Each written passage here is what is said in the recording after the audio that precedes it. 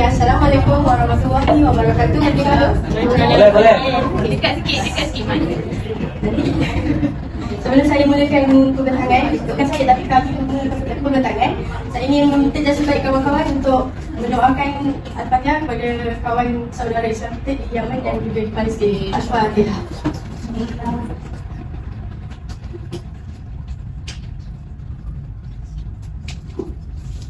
Okey. Okey. Sebelum kami memulakan perbincangan pada hari ini, saya ingin memperkenalkan grup kami dulu, iaitu saya Siti Syamsiah binti Amir, dan juga kawan saya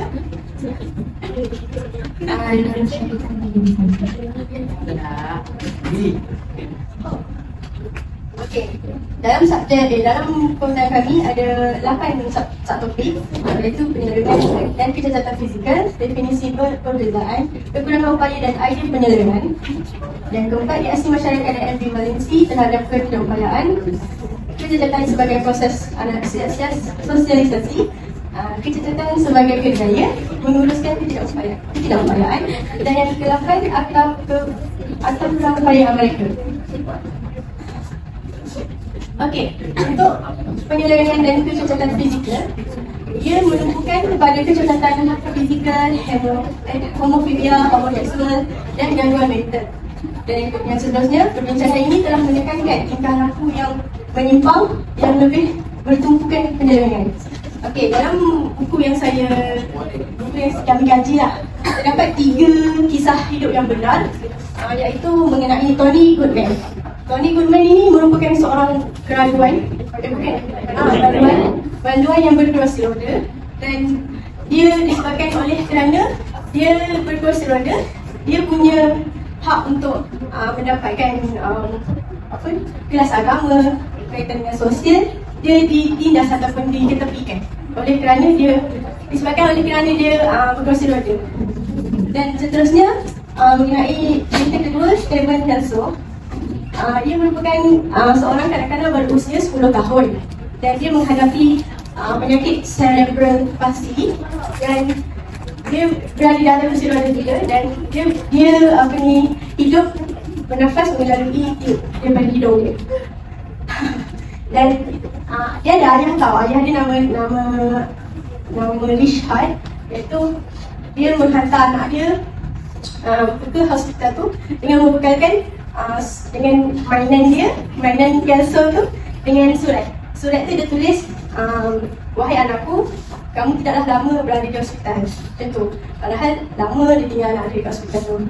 Okey, yang seterusnya, kisah yang ketiga, ini cerita menang melalui filem The Elephant Man, iaitu pada 1977.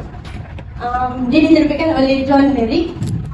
Dia menceritakan mengenai John Merrick itu sendiri, di mana John Merrick itu menghadapi penyakit kepala yang besar dan dia diberikan nama sebagai penyakit sindrom Proteus. Tapi nama tu tak diiktirafkan sahih lah, sebab dia tak tahu lagi penyakit kepala besar tu namanya sebenarnya apa. Macam tu. Dan disebabkan oleh kepala dia besar, dia tidak boleh tidur baring macam kita yang orang normal. Dia kena tidur duduk. Sebab yang saya baca lah, kalau dia buat tidur baring, dia punya kepala dia rasa macam menekan atau menusuk urat-urat dia semua. Dia rasa bisa lah sangat-sangat. Okay, kalau anda semua boleh lihat, inilah dia John Merrick tu. Boleh lihat kan dia punya kepala. Kalau saya tengok kalau saya kaji dekat Google, dia bukan hanya dekat kepala je, dekat tangan dia, dekat kaki dia agak membengkak juga lah. Agak mengerikan kalau kita tengok. Okey, seterusnya. Okey, ini sambungan. Dalam laporan kebangsaan dari pakar liposuctionist, anggaran 10% dari pembedahan kosmetik perlu ada hasil makan. Ini menurut pada tahun 1999. Ini kerana seperti yang kita tahu, kalau kita membuat pembedahan plastik ataupun pembedahan kosmetik, mesti akan ada kecacatan ataupun efek sampingan ataupun benda risiko yang kita tak boleh nak elak, betul tak? Contoh, Allah dah bagi dia cantik-cantik, tapi disebabkan dia nak cantik lagi, dia buatlah pembedahan dan sebagainya. Lepas tu, nak jadikan cerita, dia macam makin rosaklah kulit dia. Macam tu. Dan seterusnya, risiko pembedahan kosmetik di bahagian badan akan memberikan kecacatan fizikal yang sedia ada tambah kos yang tinggi. Maksudnya kat sini, walaupun kos tu kita bayar mahal macam mana pun, risiko pada dapat nak dijangka lah. Sebab kita kan seorang ataupun sebagai manusia, mana kita tahu benda yang akan benda pada masa hadapan akan jadi apa kan. Okey, seterusnya orang guna upaya sering ditolak dari segi emosi, pekerjaan, kemampuan diri, pengasingan diri. Maksud emosi kat sini, perasaan sedih tidak diendahkan. Contohnya, contohlah kita fikir balik perasaan orang-orang okey ataupun orang tidak upaya berbanding orang normal macam kita. Contohlah kalau kita tanya dia, kita duduk dekat bus stop, tiba-tiba adalah orang kurang upaya datang dan kita tegur, Assalamualaikum, nak tanya awak ni sakit apa? Soalan tu agak membuatkan dia rasa macam macam terasa. So itulah dimasukkan dengan emosi dia. Orang kurang upaya ataupun orang tidak upaya ni, dia boleh berada dalam dua emosi yang sama dalam satu masa. Contohnya perasaan sedih dan juga perasaan gembira. Kejap-kejap dia sedih, kejap dia gembira. Contohlah. Dan seterusnya pekerjaan. Seperti yang kita tahu, skop pekerjaan memang luas. Cuma dari segi interview tu ataupun temuduga tu, dia akan tengok kita sama ada yang datang untuk temuduga tu normal ke atau tidak normal. Disebabkan oleh topik saya ni ialah kurang upaya, iaitu orang yang tidak normal. Disebabkan dia tidak normal, dia tidak dapat pekerjaan yang seperti mana yang dia nak. Sebab apa? Sebab kekurangan pada diri dia, betul tak? Betul. Okeylah. Sewajarnya patut kita menilai orang macam tu. Okey, nanti saya tambah. Dan kemampuan diri. Okey, tak semua orang yang tidak normal ni tidak ada kemampuan pada diri mereka, betul tak? Sebenarnya orang yang tidak normal ni lah lebih kreatif, lebih bagus, lebih tekun daripada kita, betul? Sebetulnya. Okey, pengasingan diri. Pengasingan diri ni disebabkan dia tidak normal macam kita. Dia insecure, dia seronjolkan dia daripada kita lah. Ini terjadi daripada sebenarnya kisah saya, di mana saya ada keluarga yang orang okey juga. Disebabkan itu dia selalu jauh dengan kawan dia dan kawan-kawan. Disebabkan dia tidak normal tu lah, dia susah nak sekolah, dia nak kawan dengan kawan-kawan lain kan. Okey, dan sabar. Dan seterusnya, menurut Pertubuhan Ketidakupayaan Kebangsaan 2010, 54 juta kanak-kanak iaitu 5 tahun yang berumur 5 tahun hidup kurang upaya ini, iaitu dari segi intelek. 11 juta kanak-kanak mengalami masalah pendengaran yang teruk. Ini maksudnya ada tiga lah maksudnya. Ketidakupayaan ni banyak yang kita boleh simpulkan. Setahu saya lah, dalam siapa yang belajar pendidikan kanak-kanak, dia ada silibus mengenai OKU, betul tak? OKU ni banyak, ya, bukannya sahaja dia tidak ada kaki pun kita panggil dia OKU. Tak, dia ada masalah dalam pembelajaran pun OKU, mengenai pekak, isu pun OKU juga. Dan seterusnya, okey, dari segi definisi dan perbezaan. Definisi dan perbezaan ini boleh kita rumuskan ialah kecacatan hadir semasa kelahiran ia punca saraf hadir otak tidak berfungsi dan menghalang fizikal bercakap serta fungsi badan yang lain. Maksudnya kat sini ketidakupayaan fizikal ni berlaku sejak lahir lagi. Dia lahir je dah memang Allah dah takdirkan dia mendapat takdir macam tu. Okey, dan seterusnya keadaan fizikal menentukan kecacatan, manakala ketidakupayaan kecacatan memberikan kesan seseorang untuk melaksanakan tanggungjawab. Seperti yang saya cakap tadi lah, oleh kerana dia tidak normal, dia tidak dapat melakukan ataupun melaksanakan tanggungjawab mereka. Dan yang seterusnya, menurut istilah Congress 1982, handicap ini sering digunakan bagi merujuk pada hak seseorang untuk melakukan aktiviti normal, penjagaan diri dan mobiliti terhasil daripada beberapa kemerosotan. Seterusnya, okey, kurang upaya dan idea penyelewengan. Seseorang lelaki hemofilia dan berjalan sambil bertongkat dan mendapati orang berjalan sekelilingnya dan memotong, bukan ingin bertanya mereka. Baginya kita semua sama saja. Maksudnya kat sini, ini cerita daripada Rod 1981 ni. Dia macam dia saya cakap lah, dia berdiri di satu tempat. Lepas tu dia jumpa dengan orang tidak upaya. Lepas tu orang tu tanya dia tanpa, dia bukan tanya awak sihat ke tak ke. Dia tanya pasal masalah pada diri yang okey itu. Macam tu. bagi pendapat Rakyat Sabah Bersatu juga, bagi kata sopan, kita jangan menggunakan ayat orang upaya, tapi kita lebih syorkan untuk menggunakan orang kurang upaya dengan kecacatan. Itu lebih sopan bagi pendapat Lot 198 ni lah. Dan golongan terencat kita gantikan dengan orang yang terencat. Dan kalau orang budak lelaki lumpuh, kita gantikan dengan bahasa yang lebih sopan, bukan lelaki lumpuh dengan kecacatan fizikal. Maksudnya kita nyatakan apa masalah dia ni, bukan fizikal ke ataupun dan seterusnya. Okey, dan ketidakupayaan status penyelewengan. Menurut Rule 1981, orang yang cacat fizikal sering alami penyelewengan secara peribadi daripada jangkaan bulan. Maksudnya, menurut Rule lah, orang kurang upaya ni ataupun orang yang cacat fizikal ni dia lebih alami penyelewengan berbanding kita orang yang normal. Oleh kerana biasalah yang kita tahu, manusia memang tak boleh tutup mulut mereka. Oleh kerana mulut manusia yang tajam dapat mengayat hati orang yang cacat fizikal ni. Okay. Sama juga dengan sama juga dengan orang pekak, bisu serta lumpuh sering kehilangan status pribadi mereka. Sebagai contoh, suka mendapat pekerjaan. Macam saya katakan tadi lah, disebabkan dia lumpuh, disebabkan dia pekak dan juga bisu, owner tu tolak untuk dia ambil kerja untuk kita. Tapi untuk pengalaman saya masa saya habis SPM, selepas saya habis SPM, saya bekerja di hotel sebagai F&B. Jadi saya punya kitchen tu, dia tu seorang pekak dan bisu, tapi dia sangat-sangat peka berbanding kita yang normal.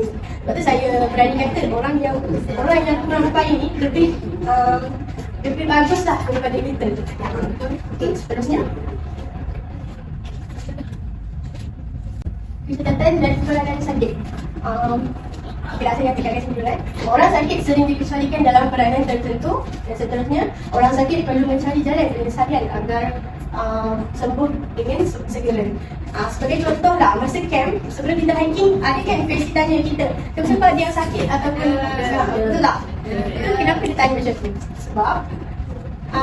Sebab kan ni lah, orang sakit sering dikecualikan dalam peranan tertentu. Contoh macam tu dah nyata dah. Maksudnya, orang sakit ini sering diketepikan. Contoh saya lah, asma. Kau asma, tak boleh naik hiking. Cici, mana Cici? Okey lah. Hiking tak kira masa saya masa camp tu. Okey, orang sakit perlu mencari jalan penyelesaian. Seperti yang doktor cakap, kita kalau sakit tak ada yang sakit tak ada ubat. Maksudnya, ada je sakit, ada penyembuhnya. Macam tu lah. Jadi kita sebagai pesakit contohnya, kita kena cepat-cepat berusaha untuk kita sihat.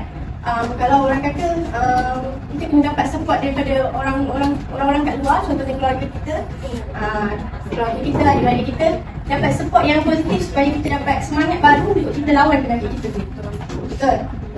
Contoh siapa yang ada pernah alami sakit demam denggi. Dia punya panas, dia punya sakit kepala tu awal dia tahu, betul tak? Dengan masuk air garam semua tu, awal dia tahu sakit dia. Tapi disebabkan family kita support kita dekat ujung katil, dekat tepi katil, kita rasa semangat, betul tak? Okey, dan seterusnya. Okey, ini dari segi tentang hidup berkaitan kebutaan. Di Amerika Syarikat anggaran 500 hingga 1.5 juta bilangan orang kita.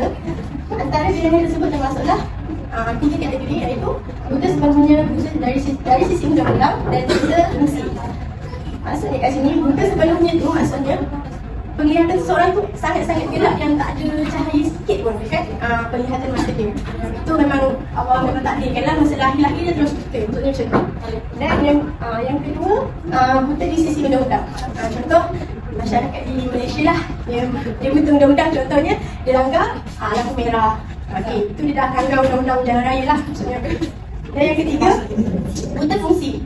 Buta fungsi ni maksudnya dia tapi dia boleh baca akhbar, dia boleh menulis dengan macam mana? Dengan dia rasa dia. Okey, contoh yang macam ni. Okey. Cinta itu betul, setuju tak? Cia. Apa lemah, lepas tu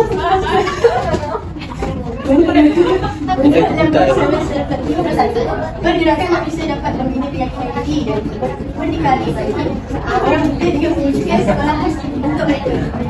orang butuh juga boleh berjaya dalam pendidikan dan pekerjaan dengan syarat mereka hadir ke sekolah. Betul tak? Setuju tak dengan fakta yang diberikan? Setuju. Okey. Yelah, betul lah tu. Kalau kita tak pergi sekolah, walaupun kita normal ataupun tidak normal, macam mana kita nak dapat ilmu untuk kita hidup lah. Kita tak boleh bergantung pada komputer sebab kita sendiri berdiri pada kaki sendiri kan, kita dah besar nanti. Okey. So, sebabkan inilah penting sekolah khas ditubuhkan, iaitu kekurangan-kekurangan tadi. Saya yakin bahawa siapa-siapa yang ada mengambil kos di kawan kanak-kanak, dia ada belajar mengenai dengan orang kurang upaya yang mengenai pembelajaran, iaitu kita panggil dia lemban ataupun memang lembab lah. Dia memang dikategorikan macam lembab macam tu. Orang kata slow learner lah. Tapi kita janganlah ajar seorang yang macam tu sebab mereka pun boleh belajar juga. Golongan ini terhad kepada kecerdasan dan keupayaan untuk melakukan tugasan itu. Maksudnya terhad di sini maksudnya dia susah nak mengingat ataupun menghafal sesuatu apa yang dia belajar. Contoh macam kita ingat benda yang kita belajar kan masa sekolah. Tapi untuk yang golongan kurang upaya intelek ni, dia baru belajar 10 minit lepas dia dah lupa. Maksudnya macam tu. Okey, dan kurang keupayaan intelek, mereka tidak berlapis tentang mungkin, tidak dapat menyimpan maklumat yang banyak, dan intelek mereka mempunyai kuasa abstrak mental yang lemah. Macam saya kata tadi, dia memang kalau berkaitan dengan kognitif memang dia lemah. So kita sebagai cawan yang tahu dia seseorang yang lemah dari segi ini, kita bantu dan tak boleh nak judge dia, tak boleh nak merendahkan dia lagi. Jadi dia lagi down untuk hidup. So macam tu lah. Dan seterusnya, okey. Kecacatan fizikal berlaku sejak lahir. Masyarakat sering menjauhi orang kurang upaya dan ia mengakibatkan penyerangan.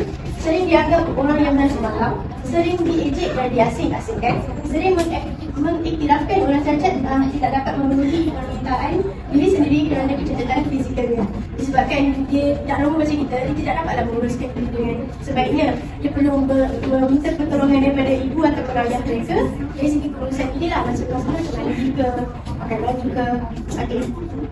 Ini dia berlaku sejak lahir. Saya rasa semua dah faham rasa ni. Okey, seterusnya. Okey, obesity. Orang yang gemuk, kurus, kerdia, tinggi sering dicemooh dan diejek, betul tak? Walaupun dia sempurna, oh tingginya, cantiknya, tapi dia sering dipanggil galak. Siapa dalam ni selalu dipanggil galak? Saya tak tahulah. Okey, ada pula yang kecil dan kerdil. Dia keturunan yang kecil, contohnya saya. Ibu saya tinggi ni je. Okey, jadi sebabkan kekurangan pada diri seseorang tu, dia sering diejek lah. Seperti yang saya tahulah. Tapi benda tu tak bagus sebenarnya. Okey, jangan ingat orang obesiti ni hanya gemuk saja. Orang kurus Sulaiman pun ada obesiti. Betul. Okey. Tengok yang lain. Okey, sekiranya berlaku berat badan berlebihan akan mengakibatkan masalah kesihatan seperti jantung, kolesterol dan sebagainya. Okey, ramai gemar memuji dan memerhati wanita cantik dan kurus saja. Itu untuk lelaki. Untuk yang untuk perempuan, untuk lelaki badan sadar, badan tough, tinggi dan sebagainya. Sering hilang hina diri dan hilang semangat untuk berusaha oleh kerana berat badannya. Contohnya disebabkan oleh badan dia yang dia tidak ahli dengan badan dia sendiri, dia takut nak dia hilang keyakinan untuk dia masuk sukan ke berkumpulan ke kan. So dia macam rendah diri lah macam tu. Dia insecure. Okey, seterusnya saya pembentangan pada Syifika. Kemerosotan merujuk kepada kehilangan fizikal. Corak keupayaan fizikal mengikut corak yang biasa kepada bentuk penyelewengan mempunyai elemen sosial di mana kecacatan boleh muncul. So ini ada elemen dia, pengaruh normal terhadap nilai dan konsep ketidakupayaan, kepentingan penyesuaian psikologi sosial terhadap individu, pemerolehan individu terhadap peranan sakit dan perhatian kepada perkembangan sosial dalam proses pemulihan.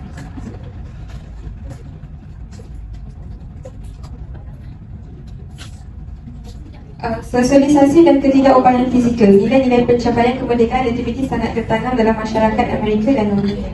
Orang yang baik dinilai mempunyai kesihatan, kecantikan dan berdikari serta berdaki.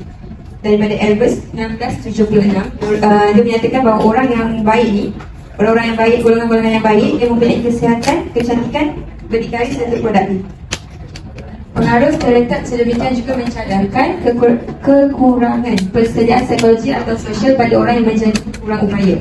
Orang kurang upaya menghadapi kesukaran yang besar untuk menerima pelanggaran mereka sendiri terhadap norma tersebut. Okey, bila seseorang tu dia adalah OKU, pada fasa apa sekali yang dia diberitahu dia adalah seorang OKU, dia suka untuk ubah satu keadaan tu. Okey, contoh kalau kita accident kan, kebanyakan kecacatan fizikal berpunca daripada trauma fizikal ataupun penyakit. Contoh kalau korang ni normal, sempurna. So bila korang accident yang teruk melibatkan contohnya macam kecederaan yang teruk lah, patah kaki ke, patah tangan ke, kena potong kaki ke. So dekat awal-awal tu orang yang cedera teruk tu nak terima yang dia akan kehilangan anggota badan dia tu susah. Dia rasa macam, oh kalau aku hilang, contohlah kita kan ada kaki kiri kanan kan, sepasang-pasang kan. Contoh kalau kita hilang sebelah kanan, dia rasa macam okey, aku punya fungsi maksudnya pergerakan dia semua lebih pada kanan. So dia akan rasa macam kekok nak start dia punya pergerakan tu daripada sebelah kiri. Kalau penyakit ni kita boleh tengok contohnya macam diabetes. Tahu kan penyakit diabetes kan? So macam biasa kita akan tengok kalau penyakit diabetes ni lebih pada macam pemotongan ibu jari kaki, tangan, daripada situlah itu kalau untuk dari segi penyakit. Selepas profesional perubatan menentukan bahawa masa kemalangan akan hidup, persoalan utama berkenaan dengan kualiti dan aktiviti masa depan dalam kehidupan mereka. So dekat sini, contoh kalau doktor tu dah beritahu, okey, dia akan, maksudnya dia kemalangan, and then dia akan hidup, tapi dia punya kehidupan tu akan kehilangan anggota badan dia. So kat sini dia fikir, okey, selepas ni apa dia nak buat? Dia hilang kaki ni, macam mana dia nak jalani kehidupan seharian dia? Kurang upaya menyesuaikan diri dengan ketidakupayaan mereka dengan melalui peringkat perkembangan yang serupa dengan yang dicadangkan oleh publik. Maksudnya orang OKU ni dia kena sesuaikan diri dengan keadaan dia, keadaan fizikal dia. Kalau dia kena hilang tangan, okey, dia kena sesuaikan diri dia hidup dalam keadaan yang tak normal. Kemurungan dan penerimaan selalunya terus bersedia ganti untuk beberapa waktu selepas permulaan hilang upaya. OKU fizikal sebagai satu kumpulan melaporkan lebih banyak masalah dengan kemurungan berbanding orang normal pada semua peringkat umur dan kedua-dua jantina. Tanda Diabetes 1990. So dekat sini, tokoh ni dia menyatakan bahawa orang kurang upaya ni lebih banyak mencatat masalah mental daripada kita sebagai orang normal. Contoh kita kalau orang normal, masalah mental pun paling-paling pun kena dia macam kena ejek ke ataupun kena macam orang ramai ke. So kalau orang OKU ni dia lebih pada pemikiran dia. Maksudnya kehidupan dia selepas ni apa dia nak buat dengan keadaan dia macam tu. Ada yang menganggap pemulihan sebagai proses sosialisasi juga. Orang kurang upaya mempelajari kemahiran baru dan menyesuaikan diri dengan kecacatan yang mereka alami. So dekat sini maksudnya, bila dia dah tahu dia tu adalah OKU, dia mula belajar kemahiran-kemahiran yang baru dengan menggunakan fungsi yang dia dah ada. Maksudnya macam, contohlah kalau dia dah tak ada kaki kan, kaki dia tak berfungsi, dia guna, maksudnya dia belajar kemahiran lain yang tak menggunakan fungsi kaki. Macam tu.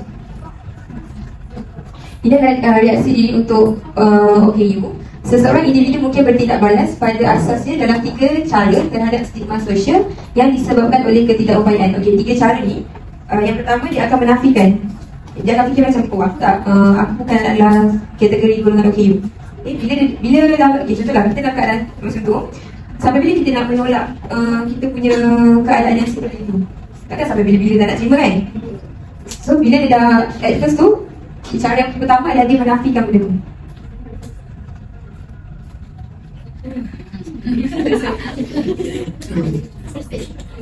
Cara yang kedua dia adalah menerima. Bila dia dah slowly dia akan terima keadaan fizikal dia macam tu. Yang last sekali adalah dia cari cara untuk dia buat satu benda yang baru dengan keadaan yang baru. Sesetengah mungkin melihat kemerosotan mereka sebagai boleh diterima walaupun bukan keadaan yang ideal. Orang kurang upaya yang berbeza mencapai tahap ini dengan tempoh masa yang berbeza. Setiap orang keadaan OKU fizikal dia lain-lain. So dia orang ambil masa pun masa dia betul dengan lain. Sesetengah orang kurang upaya menyesuaikan diri dengan perubahan dalam hidup mereka, terlalu bersemangat dan secara aktif berusaha untuk mendapat manfaat daripada keadaan mereka. Bila dia dah boleh terima keadaan tu, so dia rasa macam okey, aku ni bukan dia tak guna, aku boleh buat benda yang lebih baik dengan keadaan dia macam tu lah. Laporan diri tentang hilang upaya memuncak semasa tempoh pengangguran yang tinggi dan secara amnya tertekan aktiviti ekonomi. Stereotip memudahkan interaksi untuk orang kurang upaya apabila mereka bertemu dengan orang kurang upaya. Okey, ini adalah OKU sebagai satu kerjaya. Orang kurang upaya sentiasa menghadapi peringatan tentang perbezaan mereka daripada norma tentang penampilan dan fungsi fizikal. Bila Orang kurang upaya ni dia selalu berfikir macam perbezaan dia dengan orang normal. So dia rasa macam orang normal boleh buat tapi aku tak boleh buat. Contoh dia nak pada dasarnya Amerika dan Pasir diperakui dan direndahkan seperti mana-mana penyimpang lain yang diiktiraf. Seorang OKU ni selalu macam seperti cakap telah selalu kita fikir dalam aktiviti-aktiviti kan. Selalunya bantuan yang dirasakan menyimpang kepada transformasi ketidakupayaan fizikal dan kerjaya yang menyimpang. Okey, so korang kenal tak lelaki yang sebelah di atas tu? Jamal kan. Okey, siapa kenal? Jamal ni. Dia adalah pengasas 99 Speedmart. Oh. Ya, betul. Lee Kiang Huat. Dia adalah pengasas 99 Speedmart. Sebelum ni, okey, 99 Speedmart ni nama asal dah 99 Market, 99 Market. So ditukarkan menjadi 99 Speedmart pada tahun 2000.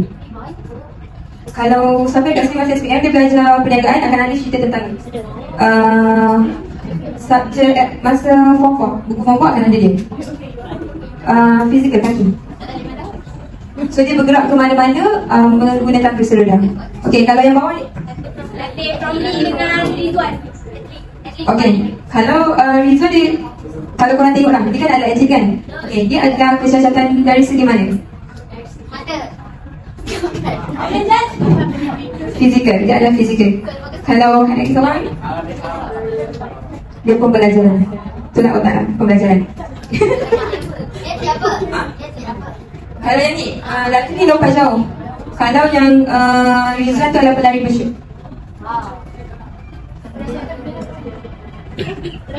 Ni betul. Profesional dan agensi. Interaksi dengan bantuan profesional seperti doktor, kaunselor, ahli terapi fizikal dan pekerja sosial memberikan input yang sangat penting untuk membantu membentuk konsep kendiri orang kurang upaya dan pergerakan mereka ke arah ketidakupayaan kerjaya. Okey. Macam Encik tadi, adakah dia dari kecil terus menjadi atlet? Tidak, okey. Okey, kalau untuk atlet, mestilah kita akan ada bantuan kan daripada maksudnya macam daripada ahli-ahli terapi fizikal untuk membentuk dia maksudnya untuk membentuk dia kemahiran dia. Okey. Pelibatan agensi mungkin tidak selalu memberi manfaat kepada orang kurang upaya. Tak semua agensi yang terlibat untuk orang kurang upaya ini memberikan manfaat sepenuhnya.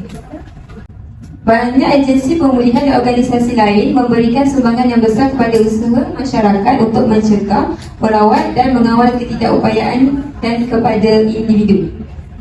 Satu kajian tentang ketidakupayaan intelek menunjukkan masalah yang ketara apabila ahli psikologis mendiagnosis kanak-kanak sebagai terenca akal berdasarkan ujian IQ yang cenderung memberikan skor tinggi kepada mereka yang berlatar belakangkan kulit putih dan kelas pertengahan.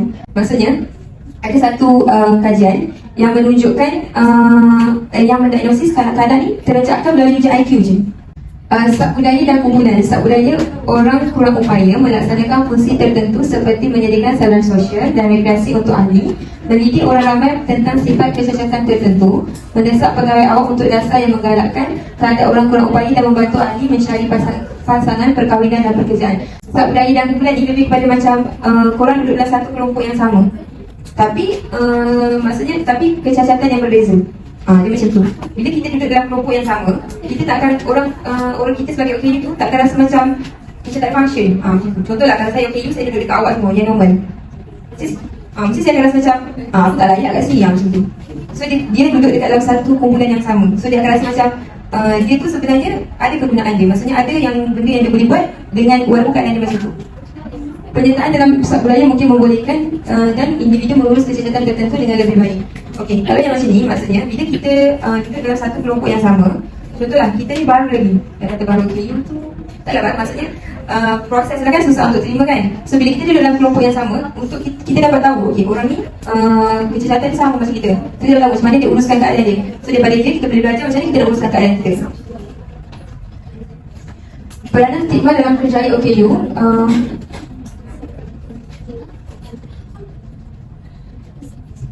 Peranan stigma dalam kerjaya OKU. Kumpulan dan organisasi kurang upaya bekerja dengan berkesan untuk menggerakkan beberapa ahli kepada peranan komersial. Siapa tahu stigma tu apa? Pandangan.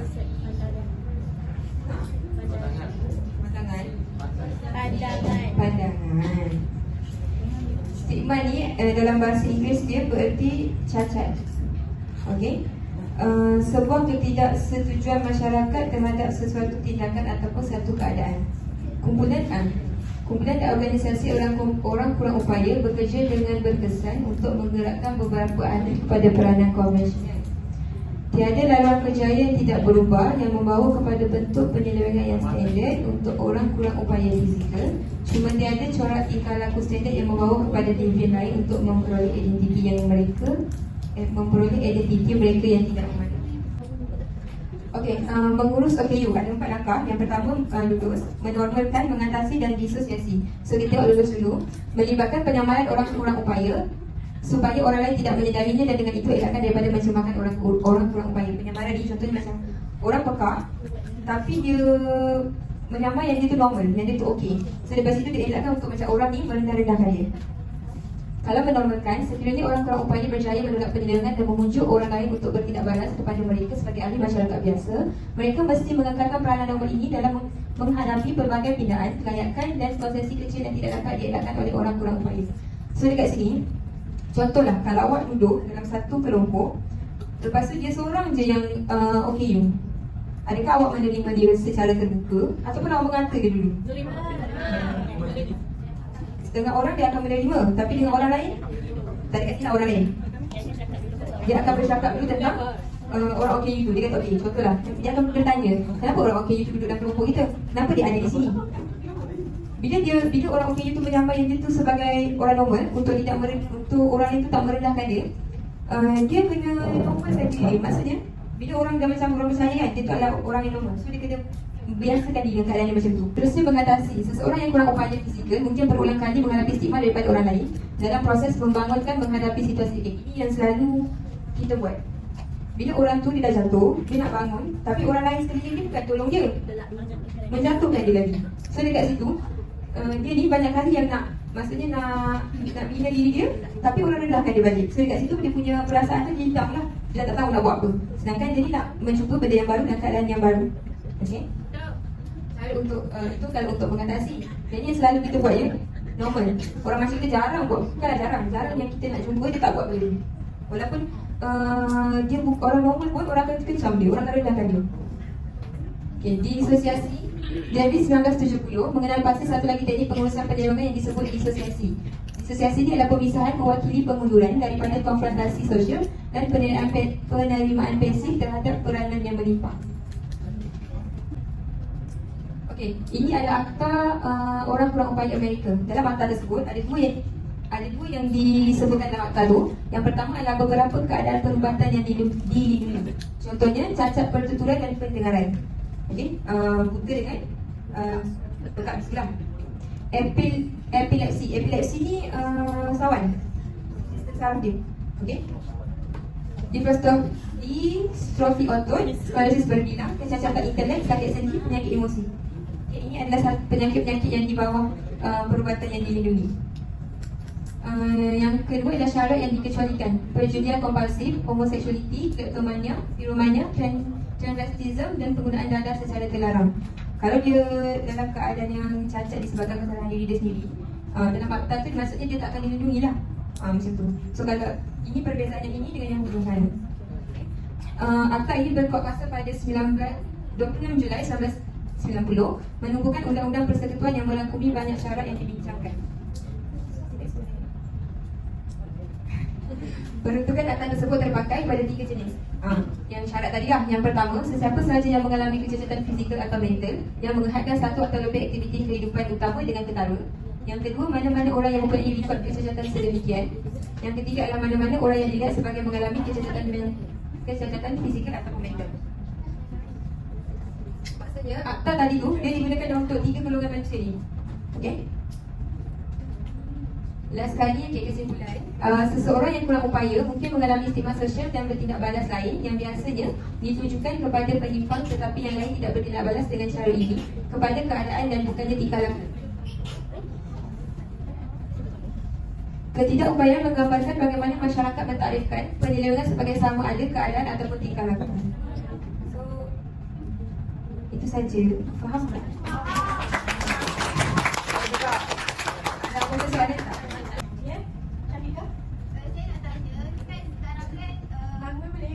Okey, saya tanya, sekarang banyak restoran rumahan yang ada di Malaysia kan?